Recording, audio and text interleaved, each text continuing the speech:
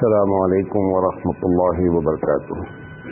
الحمد للہ رب العالمین والعاقبۃ للمتقین والصلاۃ والسلام علی رسولہ الکریم. محترم حضرات، ہم آپ سے لگاتار درس حدیث کر رہے ہیں اور آج اس کا درس نمبر 116 ہے.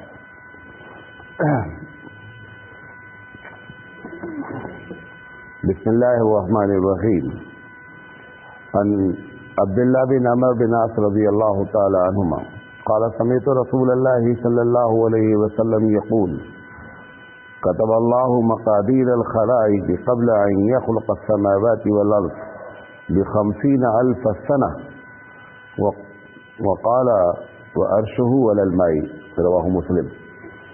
مسلم شریف کی روایت ہے. یہ تقدیر پر مستقل بحث چل رہی ہے کیونکہ جو باب ہے وہ یہ ہے کہ غیب کی باتوں پر ایمان. تو تقدیر پورا کا پورا غیب ہی ہے. غیب سے مراد غائب ہونا، جو ہماری نہ عقل میں آتی ہو باتیں اور نہ ہم نے آنکھوں سے دیکھا.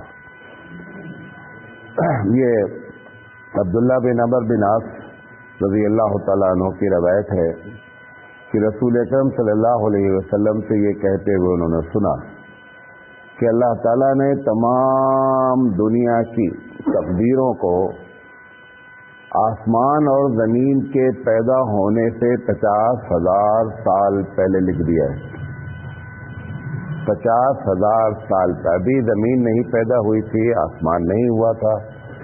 اس کے 50,000 سال پہلے اللہ نے تمام لوگوں کی تقدیر لکھ دی تھی. مطلب کیا ہے کہ اپنی جو پلاننگ کی پروردگار عالم نے اس دنیا کو کیسے چلایا جائے گا، اس میں سورج کی کیا ایکٹیویٹیز ہوگی، چاند کی کیا ہوگی، گلیکسی کی کیا ہوگی، زمین کی کیا ہوگی، سب کچھ پروردگار عالم نے پلاننگ سے 50,000 سال پہلے لکھا. اس میں ہم ایک چھوٹی سی مخلوق ہیں، بہت چھوٹی سی مخلوق ہے، اور ہمارے بارے میں بھی اس نے سب کچھ لکھ دیا. دو باتیں اس میں بات کر کے آگے چلتے ہیں. سب سے پہلی بات یہ ہے کہ اتنا پہلے لکھنے کی ضرورت کیا پیش آئی اللہ تعالیٰ کو. تو اگر آپ کبھی بیٹھ کر کے کسی پڑھے لکھے آدمی جو خاص کر سائنس سے تعلق رکھتے ہیں، اگر ان کے پاس بیٹھ کر کے آپ بات کریں گے، صرف انسان کے بارے میں ایک بات کریں گے کہ دماغ کو کیسے اللہ رن کراتا ہے، آنکھ کی کیا ایکٹیویٹیز ہوتی ہے، کیسے آنکھ دیکھتی ہے، کیسے کلر کو کہ یہ لال ہے، یہ ہلکا لال ہے، یہ بہت زیادہ لال ہے، کیسے یہ آنکھ اس کو جو ہے ایک ایک چیز کو بتاتی ہے. تو یہ سب پروردگار عالم نے جو پلاننگ کیا، اس کا ریئیکشن کیا ہونا ہے، اس کا جواب دینا ہے، پھر اس کا سائیڈ ایفیکٹ نہیں ہونا چاہیے، اس کو صحیح کیا ہے. تو یہ سب پروردگار عالم کی پلاننگ صرف ایک وجہ سے ہے اتنی جلدی کہ ہمارے بندے جو آنے والے ہیں ان بندوں کو یہ دنیا ایک بہترین سوٹیبل پلیس ہو. ابھی دیکھیے سائنس کہتی ہے کہ سورج جو ہے وہ زمین جو ہے ایک ٹوٹا ہوا حصہ ہے. ٹھیک ہے، ٹوٹا ہوا حصہ ہے، سورج سے ٹوٹا ہوا حصہ ہے یا جہاں سے بھی ٹوٹا ہوا آیا ہے.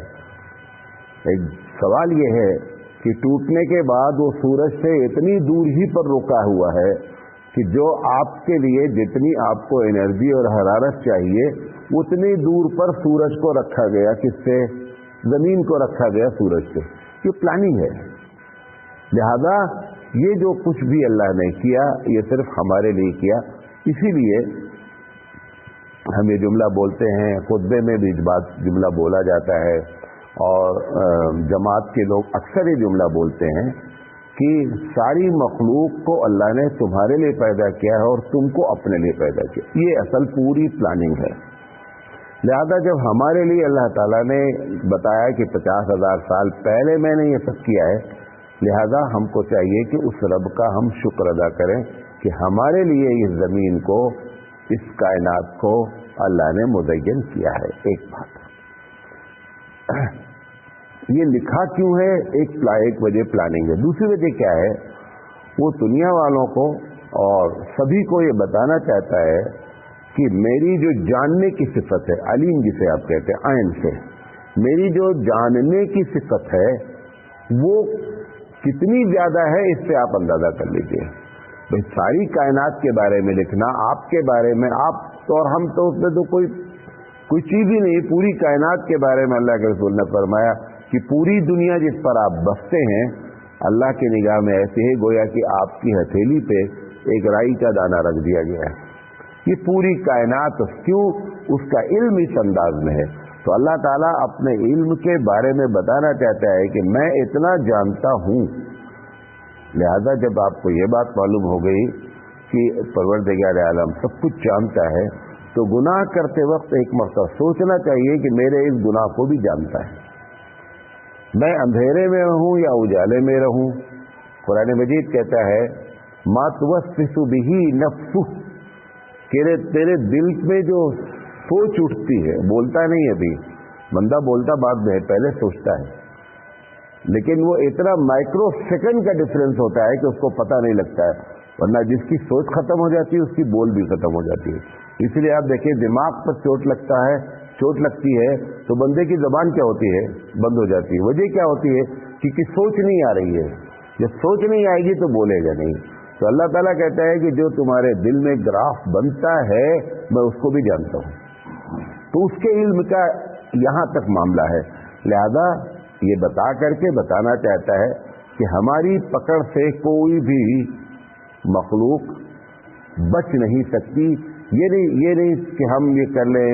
کہاں بہت سے لوگوں کو ہوتا ہے ہزاروں کروڑوں سال بعد قیامت آئے گی، ہم اس میں ایک چھوٹے سے ہیں، ہماری فائل کہاں سے نکلے گی. ہر آدمی یہ سمجھنا چاہیے، حدیث میں آتا ہے کہ پروردگار عالم اس کے ساتھ برتاؤ کرتا ہے جیسے گویا کہ ایک ہی آدمی کے ساتھ اس کو ڈیل کرنا ہے. جیسے آپ دعا مانگے، آپ دعا، سب لوگ پوری دنیا کے ساتھ دعا مانگے، اللہ کی نگاہ میں سب لوگوں کی دعا ایسے کہ وہ ایک ہی آدمی دعا مانگ رہا ہے. جیسے ایک آدمی کی طرف متوجہ ہو تو ایک آدمی کی طرف متوجہ جیسا، ایسے ہی وہ پوری کائنات مانگے تو بھی اس کے اوپر کوئی فرق نہیں پڑتا ہے. وعن ابی الدرداء رضی اللہ تعالی عنہ قال قال رسول اللہ صلی اللہ علیہ وسلم ان اللہ عز وجل فرغ الى كل عبد من خلقه خمس من اجله وعمله ومرجعه واسره ورزقه. یہ ابو الدرداء کی روایت ہے، مسند احمد کی روایت ہے. فرماتے ہیں کہ پروردگار اللہ کے رسول صلی اللہ علیہ وسلم نے فرمایا کہ اللہ تعالیٰ ہر بندے کی 5 چیزوں سے فارغ ہو چکا ہے. 5 چیزیں آلریڈی سب کچھ لکھا ہوا ہے. کیا کیا لکھا ہوا ہے؟ پہلا لکھا ہوا ہے من اجلہ، یعنی یہ بندہ کتنے دن رہے گا، موت کا وقت، موت کی جگہ، موت کا طریقہ، سب کچھ لکھا ہوا ہے. ایک سیکنڈ بھی ادھر سے ادھر نہیں ہوتا ہے. پھر فرمایا وہ عمل ہی، اور دنیا میں جا کر کرے گا کیا کام کرے گا، چوری کرے گا، بدماشی کرے گا، میکینک بنے گا، انجینئر بنے گا، لیبر بنے گا، کیا کام کرے گا وہ بھی لکھا ہوا ہے. پھر دوسرا لکھا ہوا ہے وہ مرجعہ، مرے گا کہاں، کس جگہ پر جا کر کے، اس کی بعض لوگوں نے ترجمہ کیا کہ کہاں دفنایا جائے گا. آپ دیکھیں کتنے ایسے کیس ہیں کہ آدمی کہیں کا رہنے والا ہے، کہیں سے جاب کرتا ہے، کہیں دفنایا جاتا ہے. تو اسی لیے بعض حدیث سے معلوم ہوتا ہے کہ ہر آدمی کی مٹی جس جگہ سے اٹھائی گئی ہے، یعنی ہماری تخلیق میں جو کہتا نا کہ میں نے تم کو مٹی سے پیدا کیا، تو جس انسان کی مٹی جس جگہ سے اٹھائی گئی ہے اسی جگہ پر اس کی قبر ہوتی ہے، اسی جگہ پر اس کی قبر ہوتی ہے. لہذا اس کا ٹھکانہ مرنے کے بعد کہاں، یہ بھی لکھا ہوا ہے. پھر آپ نے فرمایا کہ وہ آخری ہی ورث ہی، اس کے عمر کی کتنا دن رہے گا، اور ورث ہی، اور جو کام کرے گا اس کا نتیجہ کیا برآمد ہوگا. یہ ساری چیزیں لکھی ہوئی ہیں، یہ بار بار آتی رہتی ہیں. 2 باتیں اس میں کر کے ہم آپ کو بتانا چاہتے ہیں. سوال یہ ہے، یہ ایک بڑا سوال، ابھی دلی سے ہمارے بہت قریبی ماموں تھے، ان کا انتقال ہوا، آپ لوگ بھی جانتے ہیں. تو بابری مسجد کا جو مقدمہ لڑ رہے تھے سید شکیل احمد صاحب، یہ ہمارے جو ہے وہ بڑے قریبی تھے، گاؤں کے تھے. تو ان کو کرونا ہو گیا بیچارے کو. تو بڑی دعائیں ہوئی، جمیعت العلماء کے بھی بہت خاص وکیل تھے یہ، اور بڑے ہی دیندار آدمی تھے. تو بہت دعائیں ہوئی, ہم نے بھی بڑی دعائیں کی, لڑکوں نے, سبھی نے کیا. انتقال ہو گیا. تو ان کے ایک لڑکے نے یہ سوال بھیجا کہ مولانا صاحب, تو ہمارے واٹس ایپ پہ جڑے بھی ہیں, مولانا صاحب جب ساری دعائیں ہم نے کیا, انہوں نے کیا, انہوں نے کیا, مسجدوں میں ہوئی, مدارس میں ہوئی, ہوا وہ جو اللہ نے لکھا تھا. اس کا سوال دیکھیے, بڑا اچھا سوال اس نے کیا بچے نے, کہ ہوا وہ جو اللہ نے لکھا تھا. جب یہ بات طے ہے کہ ہونا وہی ہے جو اللہ نے لکھا ہے, تو یہ اتنی سب دعائیں کرنے کا فائدہ کیا؟ ہوگا وہی جو اللہ نے لکھا ہے. تو یہ ہم نے جو دعائیں کیا, ہم نے مدارس میں کرایا, مسجد میں دعائیں ہوئی, تو فائدہ کیا ہوا؟ ہم کو خاموش بیٹھا رہنا چاہیے تھا کہ جو ہونا ہے وہ ہوگا. تو یہ ایک سوال ہے. جیسے اس حدیث میں کیا آ رہا ہے کہ ساری چیزیں لکھی ہوئی ہیں, آپ اس کو ٹال نہیں سکتے ہیں. جب آپ ٹال نہیں سکتے ہیں اور ہونا وہی ہے جو اللہ نے پلاننگ میں کیا ہے, تو پھر ان دعاؤں کا کوشش کرنے کا کیا فائدہ ہوا؟ اس کا 2 جواب دیتا ہوں. یہی جواب میں نے اس بچے کو بھی دیا, آپ کو بھی دیتا ہوں.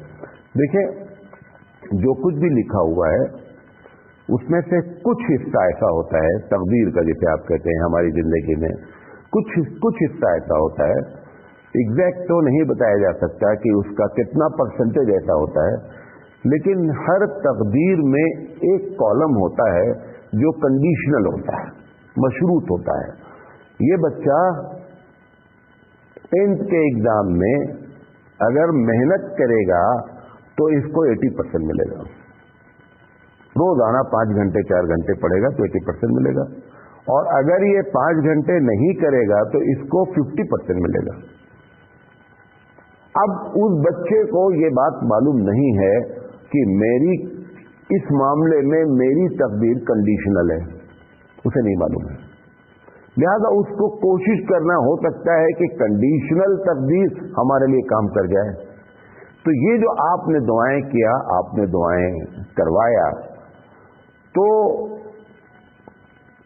ہو سکتا ہے کہ یہ لکھا تھا کہ فلاں آدمی دعا کرے گا تو اس کو صحت مل جائے گی, یہ آپ کو معلوم نہیں ہے. ہو سکتا ہے کہ اس میں لکھا ہو. یہ اس نہ جاننے کی وجہ سے ہم کوشش کر رہے ہیں کہ ہو سکتا ہے کہ کنڈیشنل تقریر کچھ اور ہو, لیکن ہونا وہی ہے جو رب ذوالجلال نے پہلے سے لکھ رکھا ہے, لیکن وہ پہلے سے لکھا کیا ہے یہ معلوم نہیں ہے. اس لیے کوشش کرنا, دعا اپنے لیے کرنا, دعا دوسرے کے لیے کرنا, اس کی وجہ بنیادی یہ ہے. نمبر 1. نمبر 2, مومن کے لیے خاص کر, مسلمان کے لیے خاص کر, میں نے دوسرا بھی جواب ان کو دیا. ایک اور ہم نے کہا آپ دعا کر رہے ہیں کہ میرے ابو ٹھیک ہو جائیں, ابو نہیں ٹھیک ہوئے. اللہ تعالیٰ جان رہا ہے کہ اگر اس کی دعا کو ہم قبول کر لیں اور ان کو ابھی صحت دے دیں, آنے والے دن میں جس تکلیف سے یہ مرنے والے ہیں, اللہ تعالیٰ جان رہا ہے کہ اگر یہ اس سے بچ جائیں گے تو بہت بری بیماری میں لگ کر مرنے والے ہیں, اور اتنا پریشان ہوں گے کہ آپ دعائیں کرنے لگیں گے کہ اللہ تعالیٰ میرے ابو کو اٹھا لے.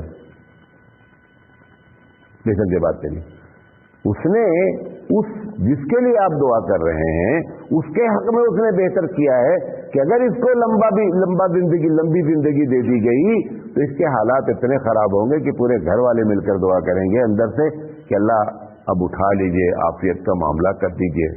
تو تمہاری دعا قبول کرے تو پیشنٹ کے لیے پرابلم ہے, پیشنٹ کا خیال رکھا تو آپ کو پرابلم ہے, لیکن اصل تو وہ ہے جو مریض ہے کہ اس کے لیے اگر دعا کی جائے گی اور قبول کر لی جائے گی تو یہ پریشانی کے عالم مبتلا ہو جائے گا. یہ رب ذوالجلال جانتا ہے, لہذا اس نے آپ کی دعا قبول نہیں کیا, کیونکہ وہ اس پیشنٹ کے ساتھ رحم کا معاملہ کیا پروردگار عالم نے. تیسری چیز, مومن کے لیے یہ بات آپ کو یقین رکھنا چاہیے اور یقین ہونا چاہیے کہ جب آپ ہاتھ پھیلاتے ہیں اللہ کے سامنے مانگتے ہیں تو مومن کی کوئی بھی دعا کبھی بھی ریجیکٹ نہیں ہوتی ہے. یہ نوٹ کر لیں, آپ کی کوئی دعا بھی اللہ تعالیٰ کبھی رد کرتا ہی نہیں ہے.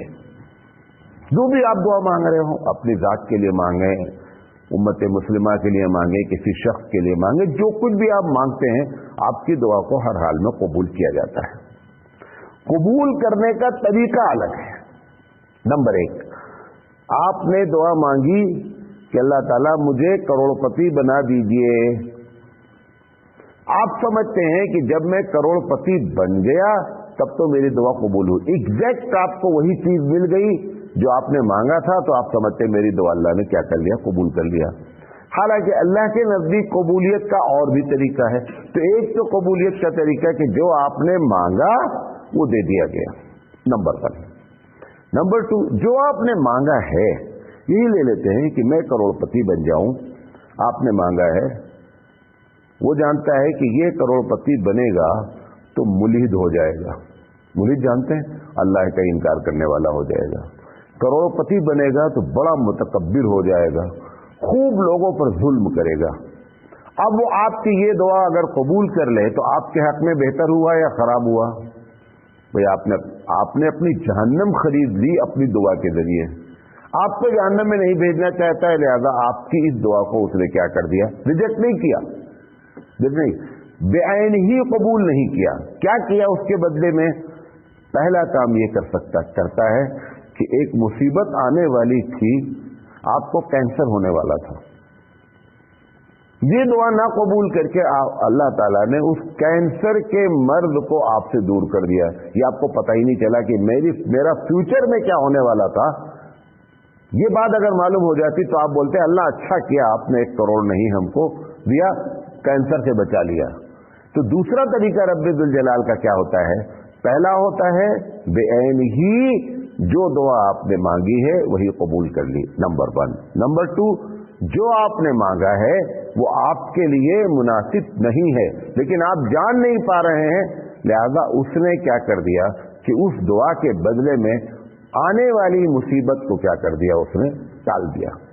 ये दूसरा तरीका। और तीसरा, जो आपने मांगा वो देने के बजाय एक ऐसी चीज दे दिया जो आपने मांगा नहीं था लेकिन वो आपके लिए बड़ी बेहतर थी। आपने मांगा था कि मुझे 1 करोड़ रुपए मिल जाए, आपकी किस्मत में था कि आपको लड़का पैदा नहीं हो। अल्लाह ताला ने 1 करोड़ ना दे करके क्या कर दिया कि आपको औलादे नरीना अता फरमा दिया। ये तीसरा तरीका है कि मांगा कुछ गया है, उसका एक अल्टरनेट जो भी अल्लाह बेहतर जानता है उसने कबूल दे दिया आपको। आप भी करते, कभी कभी बच्चा